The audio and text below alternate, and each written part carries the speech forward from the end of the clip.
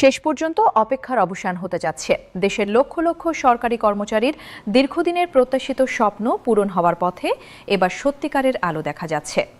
নবম জাতীয় pay scale এখন আর কেবল গুজব বা কাগুজে প্রতিশ্রুতি নয়, সরকারের সর্বোচ্চ পর্যায় থেকে এসেছে সুস্পষ্ট নির্দেশনা। প্রধান উপদেষ্টা এবং অর্থ উপদেষ্টার মধ্যে সম্প্রতি অনুষ্ঠিত একটি গোপন বৈঠকের তথ্য ফাঁস হওয়ার পর বিষয়টি এখন আর গুজব নয়, বরং বাস্তবতার দ্বারপ্রান্তে। সংশ্লিষ্ট সূত্রের বরাত দিয়ে জানা গেছে, বৈঠকে স্পষ্ট সিদ্ধান্ত হয়েছে যে নবম পে স্কেল বর্তমান সরকারের মেয়াদেই বাস্তবায়ন করতে হবে। এটি আর ভবিষ্যৎ সরকারের ওপর ছেড়ে দেওয়া হবে না। এই দৃঢ় অবস্থান সরকারের রাজনৈতিক সাহস এবং সদিচ্ছারই প্রমাণ। কারণ অতীতে বিভিন্ন সরকার এই বিষয়টি নিয়ে কেবল আলোচনা করেছে, কিন্তু বাস্তবায়নের ক্ষেত্রে পিছিয়ে গেছে। অর্থ উপদেষ্টা ডক্টর সালেহুদ্দিন আহমেদ তার সাম্প্রতিক বক্তব্যে অত্যন্ত গুরুত্বপূর্ণ কিছু তথ্য প্রকাশ করেছেন। তিনি জানিয়েছেন, গত 12 বছরে একাধিক সরকার এই পে স্কেল বাস্তবায়ন করতে পারেনি।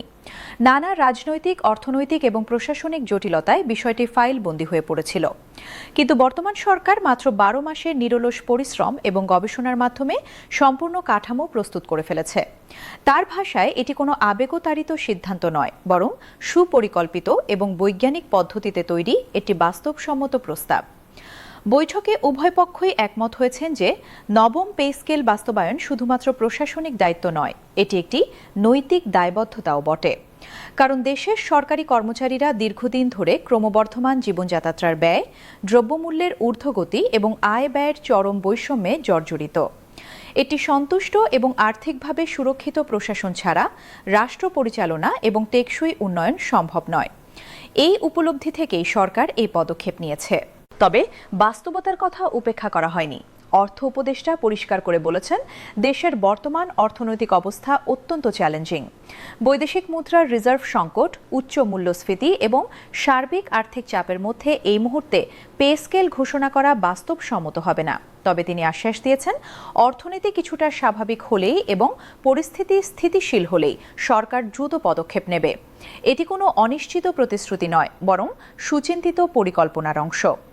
সরকার ইতিমধ্যে খসড়া প্রস্তুত করেছে, আর্থিক হিসাব নিকাশ সম্পন্ন করেছে এবং বাস্তবায়নের একটি সুস্পষ্ট রোড ম্যাপ তৈরি করে রেখেছে। এখন শুধু সঠিক সময়ের অপেক্ষা। এই বক্তব্য থেকে বোঝা যায়, সরকারি কর্মচারীদের দাবি মোটেই অবহেলিত হয়নি, বরং তা গুরুত্বের সঙ্গে বিবেচনায় রাখা হচ্ছে। প্রধান উপদেষ্টার অবস্থান আরও দৃঢ়। তিনি স্পষ্ট করে বলেছেন, নবম পে স্কেল অবশ্যই তার সরকারের মেয়াদেই বাস্তবায়ন হতে হবে। ভবিষ্যতে নির্বাচিত সরকারের ওপর এই দায় চাপিয়ে দেওয়ার কোনো ইচ্ছা নেই। এই রাজনৈতিক সাহসিকতা এবং দায়িত্বশীলতা বিরল।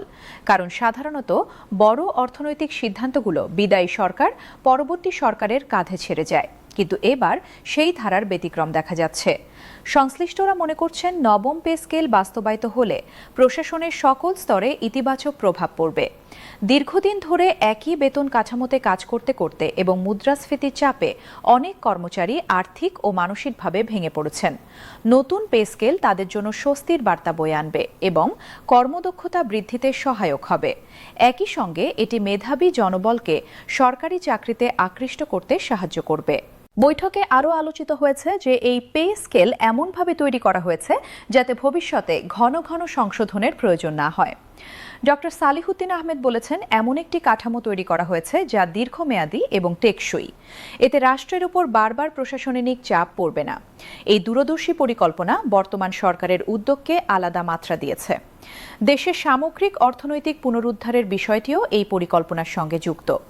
সরকার মনে করছে, অর্থনীতি স্থিতিশীল হলে, রিজার্ভ বাড়লে এবং রাজস্ব আয় বৃদ্ধি পেলে পে স্কেল বাস্তবায়ন সহজ ও ঝুঁকিমুক্ত হবে।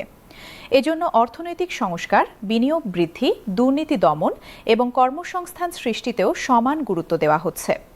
এই সমন্বিত পদক্ষেপের অংশ হিসেবেই পে স্কেলের বাস্তবায়নের সময় নির্ধারণ করা হবে। সব মিলিয়ে বলা যায়, নবম পে স্কেল নিয়ে সরকারের অবস্থান এখন আগের যে কোনো সময় চেয়ে অনেক বেশি স্পষ্ট এবং ইতিবাচক। প্রধান উপদেষ্টা এবং অর্থ উপদেষ্টার এই গোপন বৈঠকের তথ্য সামনে আসার পর এটি নিশ্চিত হওয়া যাচ্ছে যে বিষয়টি শুধু আলোচনার মধ্যে সীমাবদ্ধ নেই, বরং বাস্তবায়নের প্রস্তুতি প্রায় সম্পন্ন। এখন শুধু দেশের পরিস্থিতি স্বাভাবিক হওয়ার অপেক্ষা। সরকার যেমন দৃঢ় প্রতিশ্রুতি দিয়েছে, তেমনি সময়ের বাস্তবতাও মাথায় রাখছে। এই সমন্বয় এবং সদিচ্ছা হয়তো খুব শীঘ্রই নবম পে স্কেলকে বাস্তবে রূপ দিবে এবং দেশের লক্ষ লক্ষ সরকারি কর্মচারীর মুখে হাসি ফোটাবে। দীর্ঘদিনের অপেক্ষার অবসান ঘটিয়ে তাদের আর্থিক ও মানসিক স্বস্তি ফিরিয়ে আনবে এই পে স্কেল, এবং সেই দিন হয়তো আর বেশি দূরে নয়।